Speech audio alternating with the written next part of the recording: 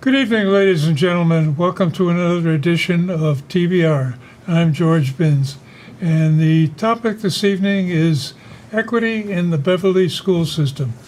And we have as our guest tonight the Superintendent of Schools, Sue Charochak. Hi, Sue. And the Director of Opportunity, Access, and Equity, Dr. Andre Morgan. Welcome, good Andre. evening. Many thanks. Great to see you again. So you start to talk about the word equity, and that bothers me because it's got too many meanings. I think of it as what percent of my house do I own now that I'm paying off the mortgage kind of thing. And I sort of extrapolate that to think of, okay, 100% equity in the education system means you got a diploma. You made it to the end of the line. You did all the necessary work and got there. Then the other half of the game is equity is the quality of being fair and impartial, or the degree, the ultimate degree of how much of the business do you own. And on your website, under the Opportunity and Access site, equity is giving every student what they need to be successful. And there's a pretty neat cartoon that shows up, if Matt would put it up right now, that sort of describes the situation of what we're talking about. Equality is one thing where everybody gets the same basis. And equity is you get what you need to get the job done, is my interpretation. That fair? It is. Yeah. Mm-hmm. So the only thing that bothers me about that one is the tall kid that had a box lost his box. Mm-hmm. And I wonder if there's an implication in there that the kids that do very well in school automatically don't get as much as they could get. So there's a little bit of concern about it. And the other half of the game gets into once you get into equity, you start to get into your favorite subject, SEL. Mm-hmm. Not my favorite. One of the top 10. One of your favorite subjects. Okay. You got many. I have many. Okay. Socially emotional learning, which in some places gets people all wound up about, what are you teaching my kids in kindergarten kind of routine. But to me, socially emotional learning really means, how do you get along in the real world? Mm-hmm. How do you react or relate to other people? And if you don't learn it in school and you don't learn it at home, you're in the deep yogurt when you get out. Mm-hmm. Because all of a sudden you find out you really don't fit in. So am I missing something in this? We've made a lot of statements in the beginning, so there was one in particular that I think I would really like to, expand upon. So you said that equity to you was that everybody that goes through Beverly High comes out with a degree. But in my mind, I think equity at Beverly High School and on all of our schools is that everybody has the same opportunities to access all of the things that are happening within the school at the same level, and that we are making sure that we're getting everybody what they need in order to be able to access that, so that there aren't barriers or challenges that are stopping some kids from accessing some things, and while other children have an easy access to get at them. So I just want to, it's not enough, I don't think, for our kids to just walk across the stage and to have a diploma. They have to be prepared for the world that they're entering into. They have to have had rich and robust experiences that prepare them for that. They have to have the skills and the understanding of what their role will be in the world when they do go across that stage. So I always think often about those last few steps down off the stage after graduation. So they're stepping off that stage, but what are they stepping into, and how well have we prepared them for what they're going to experience on that other side? I don't know, Andre, if you want to. Yeah, I thought that was a great response. I think I want to kind of hit another area that we heard early on, and that was, is there an inequity, if you will, for the student individual who didn't have the box? And I think another way of looking at it is that every student doesn't need the same supports. Yeah. And so even though the student had the box on one side of the screen, that student really didn't need the box, because that student had the height to be able to get the job done and already had the tools and the skills. And so I think a part of the equity, I know a part of the equity equation is not just assessing the needs of every student, but making sure that every student has what he or she needs in order to, as you say, get the job done. And that looks very different across the spectrum for every student. Well, the other issue that comes out is that the goal has to be something that's reasonably achievable. I think the example I've used with the discussion with you before is if we get into a basketball game, there's no way in the row of little green apples that I am ever going to compete anything close to your ability just because the size difference between us. And if we didn't have microphones overhead and we stand up, you're over the mic and I'm just still under it. So that is not an achievable goal for me in this world. But at the same time, there are things that I can do that you probably can't. So this is the idea that I think gets lost in the shuffle is the achievement has to be a reasonable goal, whether it's a diploma or not from high school. What does a diploma really mean? You took 14 courses and half of them were English and some were for a foreign language and all the rest of the ritual? Or does it mean, like you started to allude to, is that you're ready for the world? Right, and I think that a big shift in discussion is about outcomes, right? And what are our outcomes that we have for expectations, and the fact that for many roles in society outside of high school, the need for those outcomes is shifting, and what skills you need to survive and to take part in. I think when I think about what you're saying about achievement, everyone should master and achieve. We should have high expectations for the mastery and achievement of all students, right? Yeah. So that's the starting point of our expectations, whether you want to call that reasonable or not. I say that's the minimum expectation, is that everyone is expected to meet the expectations of the standards, have the understandings and the knowledge that we would want them to have, and that we should hold high expectations for every single student in our building. And so what that might mean is that we have to look differently at how we provide supports for some students, if they have learning differences, if they have language barriers, any of those things. And it's our job to be able to scaffold our instruction and to provide those supports. That really is where equity lies, making sure that we know what someone needs and that we're able to meet those needs so that they can have that same access for their outcomes at a high level of expectation. Well, does this get into an issue of having to reduce the standards so that the students can meet them? So that's the opposite of what I just said. I know. Saying the opposite. I'm saying no, we never want to do that. What we want to do is set expectations and hold everyone to those high expectations. When you say we set the expectation, who's the we? Is it the city, the state, the federal government?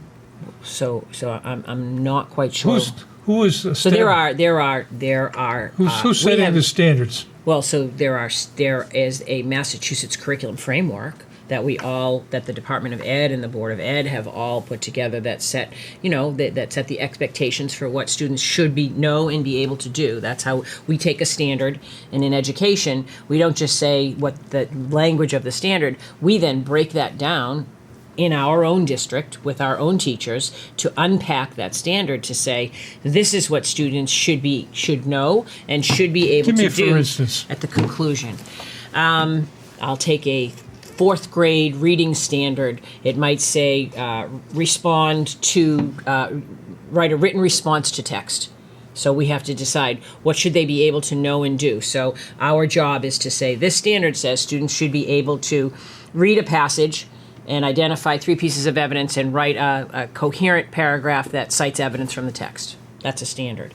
And so what we say they should be able to do is they should be able to, utilizing the instruction that they get in their classroom, gain an understanding of that text, have some knowledge base on which to hold so that they can make determinations about the text. They should be able to identify evidence that's within that text. They should be able to compose a paragraph that that is a well-written paragraph that outlines those things. So that's how you unpack that. There's one line that says they should be able to do this, and then we say that's how we do it, and that's an outcome. So that's a standard, that's an outcome, and we move forward. Our job, though, is to make sure that every child in that classroom is able to have the opportunity and access to get the instruction they need so that they can achieve, and we should hold that high expectation for every student in that class. Well, following up on that example, what do you do for certain students who have a problem doing that struggle with that? Right? So there perhaps there's a student with a learning difference, and so we need to scaffold our instruction. We need to preview vocabulary for them. We need to make sure that they have a template or an organizer so they understand how to organize that paragraph. And children are at various stages of development in various times, and it's our job, but we want to know that at the end of the year they're able to do what they're supposed to do, and how we get there is how we differentiate, and utilizing. I've talked to you about universal design for learning before. That means we might have to present information to them in a variety of ways so that they build the knowledge that they have to have. We might offer them various forms of expression. We might do some of those things. So all of those, and I know I'm getting too far into the weeds, but again, that's what we mean by accessing curriculum. We want everyone to be able to have that learning experience. That's the same point way of as what I everyone would else. like to get to with this discussion is that, there's all these words that are kicked around, like equity and equality, and when the rubber hits the road, exactly what does that really mean? What are you really doing? Well, I just described sort of in an academic setting how we would That's exactly might do what that. I want to get into, is that I think a lot of people hear these words kicked around, and they get different opinions of it through lack of knowledge of what it's really all about. And you can get into the same game with social emotional learning. What has that got to do with anything? It sounds pretty good, but what is it really about? And so I'd like to start that response by kind of pushing back on the earlier example, because what the slide assumes is that equity is a forced measure, if you will. But equity is beneficial because it also includes student voices. And so using your example, where you and I might have different athletic abilities, particularly as it relates to basketball. And let's actually try that out at some point. And you know, in the example, you don't have the abilities that I might exhibit. But a part of what equity does is to give students the opportunity to say, I might not have that skill set today, but this is something that I desire to. This is something that I want, as a part of my learning and as a part of my education. And as a student voices what he or she or they needs, then it becomes incumbent upon, our team to be able to help give the students those skills and abilities. And so using that particular example, you might not have the skills today, but as part of the equity model and being attentive to giving you what you need in the definition that we shared, over the course of time, you should have your skills set may very well meet my ability level. And it may surpass it, as a matter of fact. Well, but what we're doing is we're giving you the tools to be able to get from point A to where it is that you want to go. And can I add to that too? Sure. So there's an assumption that Andre's going to be better at basketball because he's tall. Yeah. He might not be very good. And you may be shorter, but you might have a great shot. That we can't allow, and I'll use the word bias, we can't say a tall person's going to be better at basketball than a short person, because that's kind of a bias, because there are there are other factors involved in playing the game of basketball. Yeah. And so I think the same thing goes for equity in our schools. We can't assume that because a student comes from an economically disadvantaged home, or that because a student has a learning difference, or because a student comes from a family where English isn't the first language spoken in their home, that they don't have the ability or the desire to do well in chemistry or AP calculus or any of the other things that we offer. And yet, we want to ensure that all of our students come into the classroom and have equal opportunities, and so we don't want bias to get in the way of decisions that are made for students as they go through. We don't want an assumption that because someone comes into a learning situation with differences from what traditionally was considered, the kinds of circumstances that would lead to success in a particular subject area or in a particular level of class, AP or honors. We don't want those assumptions to begin to become reality for students, and then they aren't able to access and they don't have the same opportunity as they go through the Beverly school system. So I guess that, to me, that's a really important part of equity in our schools. We want to make sure that we are working with our staff, with our families, that families have equal access to our schools, that if they don't speak, if English is a second language for them, but they come to register, we want to be able to make sure that we have materials available for them in languages that they understand so that they know and understand what they're doing. We want them to understand how their child's performing in school. We want to make sure that families that may not have transportation available to attend some of the events that we have, that we're not excluding them from participating in their child's experience in our school system because there's a barrier for them. For them, it's either economically disadvantaged, or they don't even own a car, or they work funny hours in there. I mean, we're really looking at this from a number of different angles, and so we want to make sure that we're removing as many barriers as we can and providing supports where we need to, so that everyone has equal opportunity and access to all of the, and then we have amazing things to offer in the Beverly Public Schools. We're one of the most robust and wonderful school systems, extracurricular activities at the high school. We want to make sure that there's nothing in the way for students who want to participate in band or in the drama show or in athletics, that we're there and that barriers are removed. Absolutely. So what are we saying? Which is the question on the table. Yeah. The question is that our goal is to offer a meaningful education to every student, regardless of their background, regardless of their skill level, or any other area of difference, so that we can help them to attain a life-changing experience. That's what it's really about. Well, getting back to my favorite example of you and me in basketball, if we look at the motivation, why get involved in sports? There's a lot of reasons to do it, camaraderie, as well as physical development. One of my thoughts would be, well, I'm not going to have a very graceful time competing against you and a bunch of guys about your size, but there are other sports where I could develop physically, emotionally, team-wise, that I could compete with because of my size, shape, and all the rest of the factors. So how much of this kind of redirection is involved in things like, you talk about some of these, for instance, in this day and age, I think I've written about it before, biotech is big kind of thing. One of the things that holds me back from biotech is, even though I used to be an altar boy, I can't handle the Latin. And you go into some of this medical stuff, and I had an experience a couple of days ago trying to explain to the nurse practitioner what the pills I'm taking. I'm trying to read the label on the thing, and I'm making mush out of it. And she, oh yeah, that's just right. So I guess I could speak to that a little. I think one of the things that you're relating, what you're kind of asking about is, is exactly one of our goals. So if you are in the Beverly Public Schools, we want to make sure that we know you, right? And so by know you, I mean we want to make sure that you, have a connection with someone in our building. And so one of the recent things that we've done is we brought in the City Connects, a partnership with City Connects, which is an opportunity for us to really check in and make sure that we understand students, we understand where they're coming from, and that we have that opportunity to explore with them.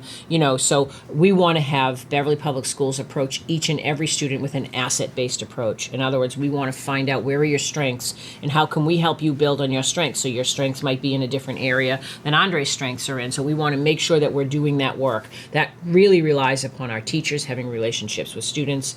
It relies upon us being able to have offerings that are a variety of offerings, so that we're, that if playing the cello is what you like to do, we have a chance for you to find a place to fit in and play that cello. If robotics is your thing and you want to go into something that's robotics, that we have something that's offered. So we are really successful in Beverly at offering a lot of things. Our goal is to strengthen our work in making sure that everyone knows what we have to offer and how they can access that, no matter where they come from or no matter what they do. So I think that is another big piece. It speaks to what you're talking about. So helping someone identify what is it that excites me. Why do I come to school every day? What makes me happy to be here? How do I fit into the Beverly school community? And how can we as a school community strengthen that? That's what our district improvement plan calls for. We're constantly revisiting our goals as to how we set those up and what we do. And again, as Andre said earlier, one of the areas that we're strengthening this year in particular is student voice, right? Hearing from students themselves. How are students feeling in our school? What are the things they think should look different? How are we able to kind of provide them some of those things? We've created a student ambassador cabinet to the superintendent, and there are 15 students that come and meet with us, and we have an opportunity to hear what's going on in the school. Here's some policies. What do you think about that? Thinking about all those things. So, And so, George, if you'll let me jump in, to compliment, back to the example, and I love that example. So let's say, we don't have equal ability levels in basketball, but there's a desire there. And the question is, how much do you want the skills to be able to play basketball and to compete against my ability level? And so, what we're saying is that you might not have what you need today, but through our efforts, tomorrow you can have what you need based on your level of motivation. The question is, how much do you want those skills? And so if you articulate that, you really want to focus in this particular area, we're not going to say, well, George, you just don't have any abilities in this area. Why don't we send you over to the soccer team or to the tennis team? We're going to focus on and try to give you what you need. That's the whole concept of equity that includes your voice and your partnership. And that's what really produces a life-changing experience. And what you just described, a term for that is growth mindset, right? So you may not have it. Say that again? A growth mindset. We believe you may not have the skills yet. And that word "yet" is really important in all of the things that we do. So what do we need to support, and how do we get you? You may not have been in an honors or an AP class yet, but we certainly think that you have, the opportunity to do that. And what do we need to do to support that for you? Well, that implies some sort of direction. And back to my second part of the example of you might direct me into an honors program in math, and I might do very well in that. But if you direct me into an honors program in Latin, I'm going to have a heck of a time doing that. And I still think, well, maybe you're alluding to it, that when you say you get to know the students, there is some sort of guidance. It's to say that, hey, we looked at your test results. You're better off taking an honors program in It's exactly advanced how it mathematics as opposed to one in a foreign language. That's exactly how it happens, and we call it tapping someone on the shoulder and saying, gee, I'm looking at your transcript, and you took all CP classes last year, and you got all A's and B's, and, we really would love to see you stretch yourself, and we think that you can be successful in which one of these subject areas do you feel will be a good fit for you to stretch yourself and what will you need when you get in there, and how can we support you? And particularly for students who are underrepresented in these classes. So we have the data that shows us through our equity audit that we have student groups that are significantly underrepresented in our honors classes and our AP classes. It's underrepresented by race, underrepresented by ethnicity, underrepresented by learning differences, and underrepresented by economically disadvantaged. So we want to be intentional when we see students like that, and that we're working with them, particularly, and tapping them on the shoulder and inviting them to kind of extend themselves into a higher class.